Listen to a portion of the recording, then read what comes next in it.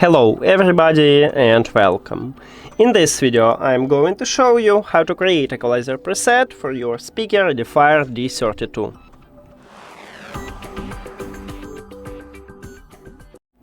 You have to start by open EDIFIER CONNECT app.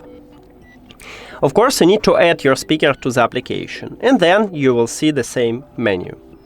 Click at the sound effects and right here click at the customized and click again. Now we can make something good, so let's say I wanna, no, this way. Okay, so this preset is a good one for me, and now you can go back and we use this preset. As you can see, we have it. We can create one more preset if you want to. You need to click at the plus at the right top.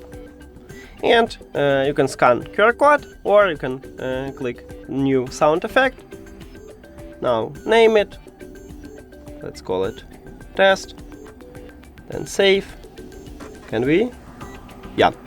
And now you can make again something good for you, let's say this one.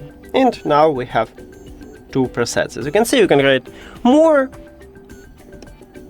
but also with your preset you can remove it or share it. You need to click at the more. So right here we use test preset, we click more.